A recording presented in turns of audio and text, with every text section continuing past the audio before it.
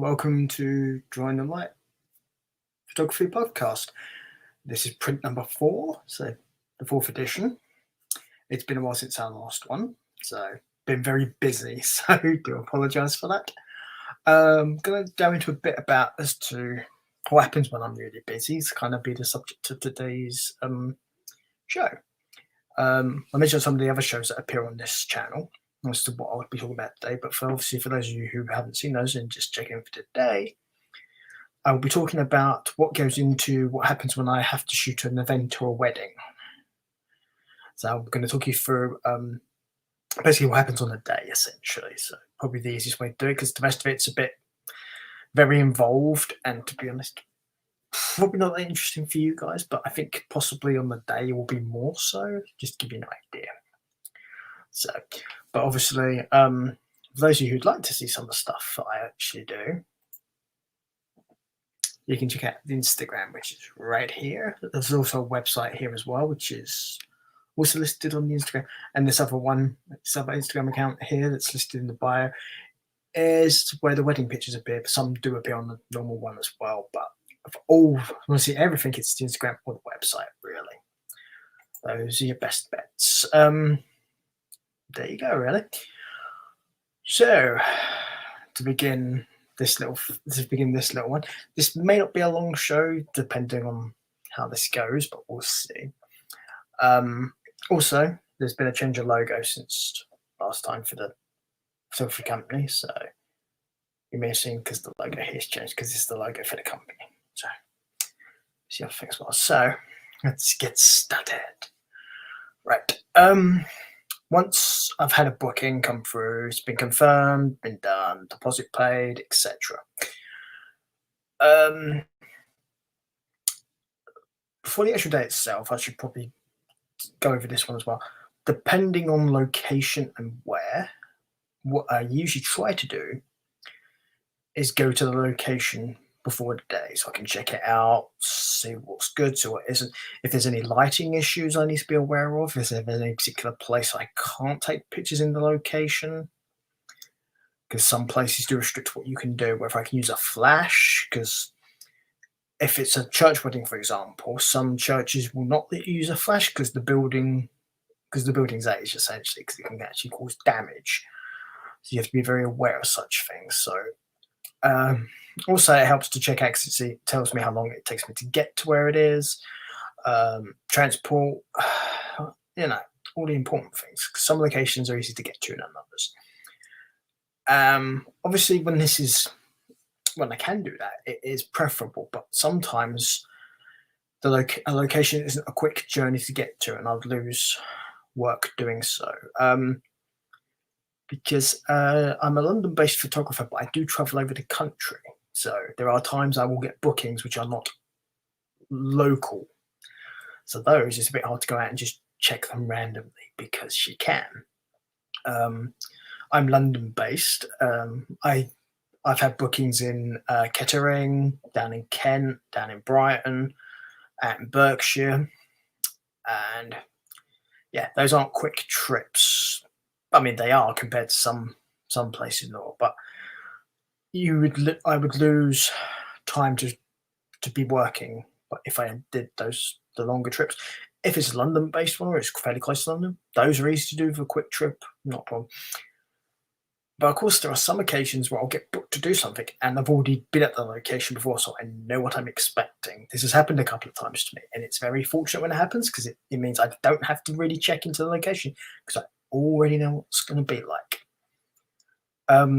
Other thing as well to always be aware of is I travel by public transport to get everywhere I go. That's just how it is because I don't currently drive. That may change, it depends. But as a result, I do have to keep an eye on public transport. If there's anything going to be shut, and if it's not going to run, stuff like that. Because then I have to make multiple different plans as to how I'm going to get to where I need to go. Because obviously there's primary route number 1, which is always going to be the most simplest. Sometimes, however, the simplest route isn't always available, so you must have at least a couple of extra options as to how you're going to get to where you're going. So, and that's happened to me a couple of times where something's just not been running for whatever reason.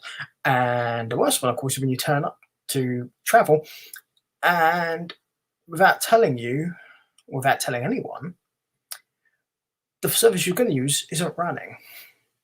So that could be an issue. So this is why you have backup travel plans just in case that happens. Because it happened to me the other week where I was supposed to go down to Brighton for a wedding. And because, and by my nature, I just assume something's going wrong, I always go earlier than I need to travel, because that way I can also make sure I get there well in time and make sure everything's okay. It helped in this occasion because I'd already done a wedding in the venue, so I knew what the venue was going to be like. So I didn't have to worry so much about the venue. It was more the getting there. And once I'm there, getting back was actually quite easy as well, because there's other methods to get back. They take longer, but I know for a fact they'd be unaffected. But I was able to find a different route to get there, fortunately, because on this particular weekend, nothing was running out of London Victoria, which is how I'd normally do that journey. And that would have been a problem apart from the fact there was still service running through through Blackfriars, which is another London station. So I had to go all across London, because Victoria's in southwest London, Blackfriars is in towards east London. So I had to cross London to do this. I got to Blackfriars, managed to get on the train fairly easily from there. And the fairly quick ones, they only stop at about 3 stations before it gets there, which is useful. It takes about an hour and a half. So it also gives me time to relax, prep, double check my equipment, which is always a good thing. I've checked my equipment usually before I've left as well. I do it the night before and I also do it in the morning. I check the batteries, I check my memory cards, I check the lenses to make sure I've got everything I need to bring with me. Very important that you do. So,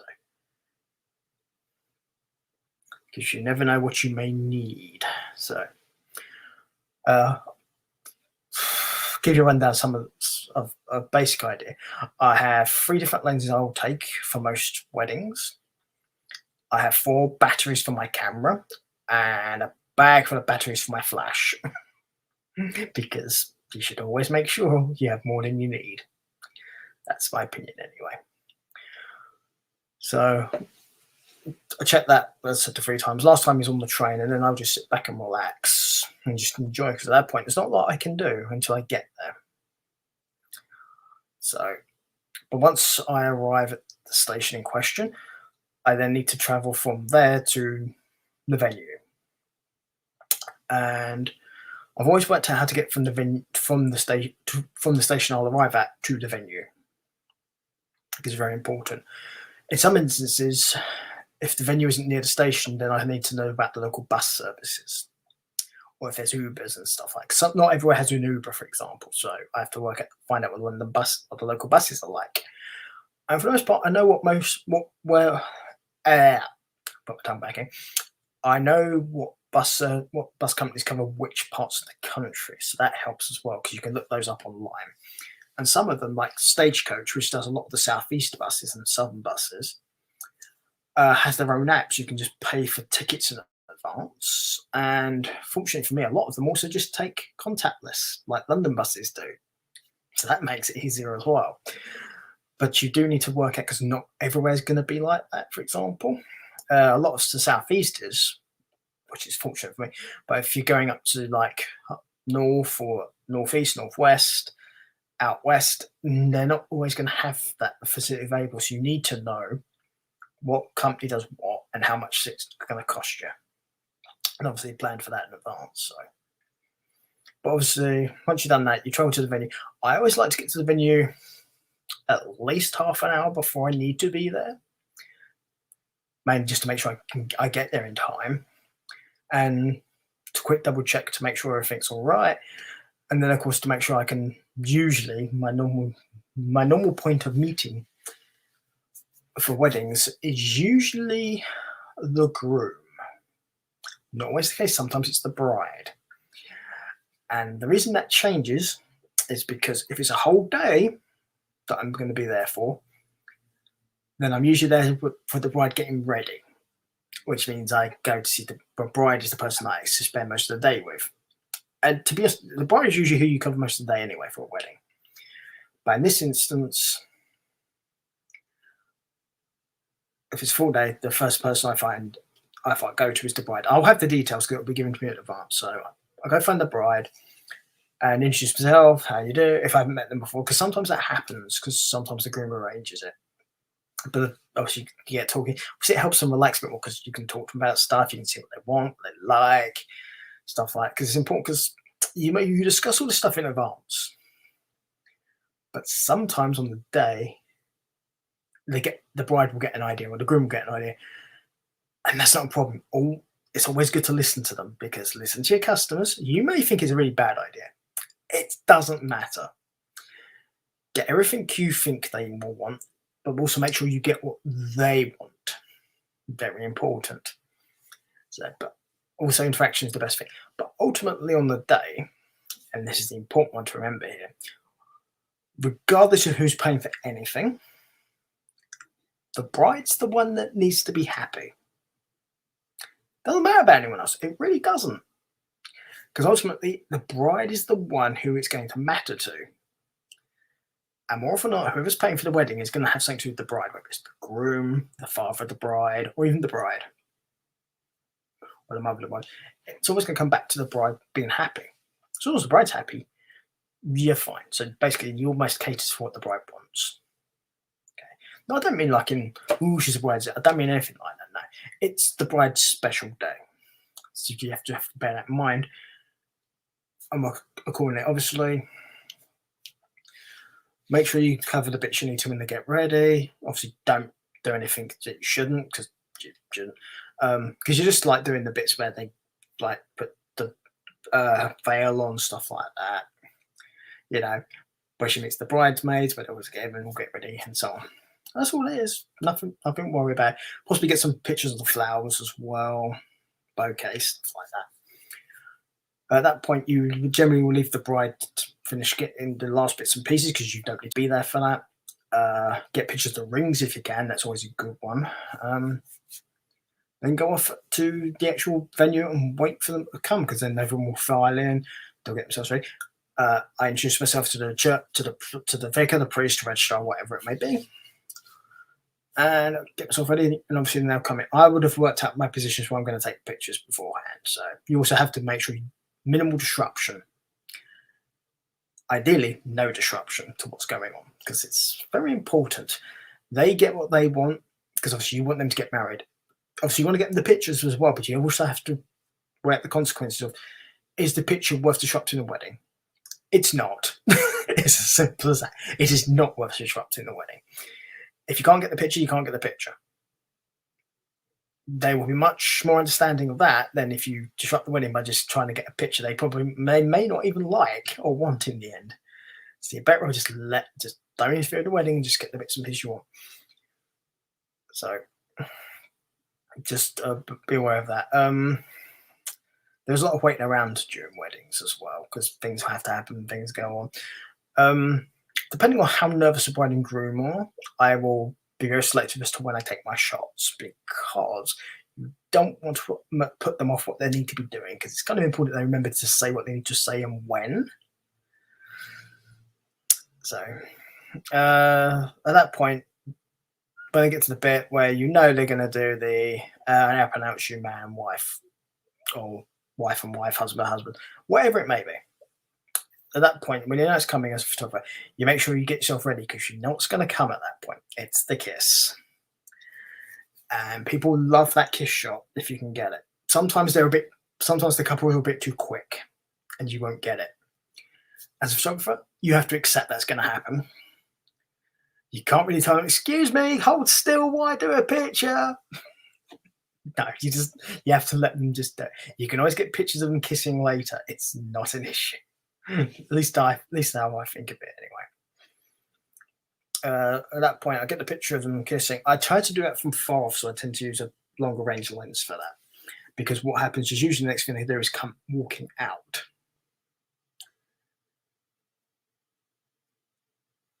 So I'll get pictures of them walking out, and there you go. And normally, if it's a fairly nice location or a nice place, or if it's a nice place nearby, I'll get some pictures of them around there with themselves, family, friends, blah, blah, blah. Now, obviously, if it's just like the ceremony, that's it, and then you're done. Sometimes they want you to do the reception as well, in which case you go on to that's more like the half day thing, is to including the parts of the reception as well.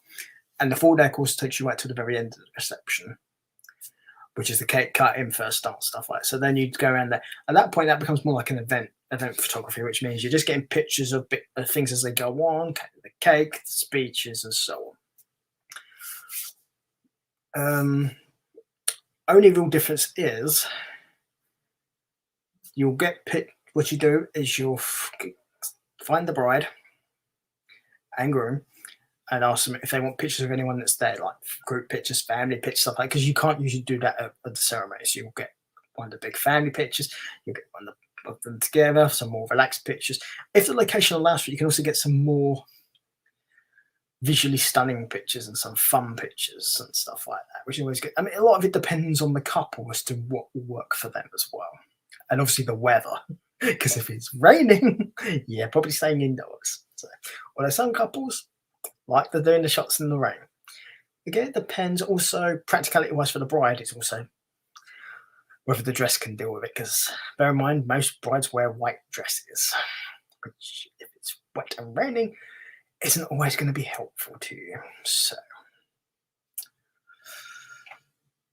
at that point, it's a case of, yeah, it's done. And it's all the bits and pieces are done and ready. So I keep getting alerts and messages from people. So we'll be responding to those as accordingly. So basically what happens at the very end of the ceremony, where it's like the end of the ceremony and the half day or 4 day booking, in which case I personally make a point of saying goodbye to the bride and groom. If they're not, I'll wait until they're not busy, because you just need to. Because it's always good to say goodbye to them, being polite. Hopefully they've had a very good day, in which case they'll be happy to see you. They'll wish you good luck, goodbye. And obviously you'll be in touch with them. And at that point, my job is half done. As far as the actual event, as far as the wedding or the event goes. At that point, I just will head off. Once I'm on the mode of transport, getting away from the venue, and I'm no longer around that's when professionally we can switch off and I can relax. But it's still not the end of the job. The end of the job comes later. But then you have to make your way back to the station from where you come from, and then head from there to home. First thing I do immediately when I get back is I immediately upload all the photos I've taken, and I put them onto a couple of extra drives and cloud-based things as well. For safety reasons, because at that point they are the only versions of those photos. So I have the originals and I have put, and I back them up to a couple of places as well to make sure there is no issues in case they get lost. Because normally what it is, unless it's like just a ceremony, in which case I might even just start them the same day. But half days and 4 days tend to be quite long, quite tiring. So with those, I won't begin to go through those until the following day. And that's when the second part of the job actually begins, is going through the pictures and working out what's good and what isn't, working out how you want to do the edits, what kind of style to do the edits with, and whether you want to do black and whites as well. Also, that depends what the couple have asked for. Because some couples don't want the black and whites, and some do. Others don't mind, so then I give them both, so then they have options. But that's when the second half begins, because the editing of the images will generally take a lot longer than the actual day itself. Because you've captured everything in the moment of the day, so you've had to just cope with what you've had. But when it comes to editing, you can take your time and make sure you get them exactly as you want, or as close as you can doing it, because very rarely you get exactly what you want, but you should be able to get close enough, or at least be happy with what you've done. But that's essentially rough. It's just a rough estimation, a rough description of what my average day goes through when it comes to a wedding and an event as to what's involved. So it's probably pretty much what most people would expect, in all honesty. So obviously I've been not being very specific, because to be honest, it's nobody probably wants to know specifically what it is. But I figure the general idea would at least give you an idea of the kind of thing that's involved. And obviously, bear in mind, these are just standard events and standard weddings. Sometimes you'll get things that are a bit different.